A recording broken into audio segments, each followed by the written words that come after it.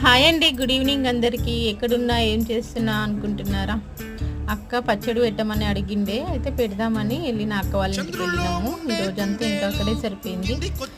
ఏంటి ఇన్ని డబ్బాలు అనుకుంటున్నారా? ఇది ఒక్కరికి కాదండి, ముగ్గురికి, నలుగురికి, ఐదుగురికి. అయితే ఫుల్ వీడియో కూడా తీసిన, పచ్చడి ఎలా పెట్టినా ఏంటి అని ఫుల్ వీడియో కూడా పెడితే చూసేయండి. అది ఒక్కరికైతే కాదా పచ్చడి, ఎంతమందికి అనేది ఫుల్ వీడియోలో చెప్తాను.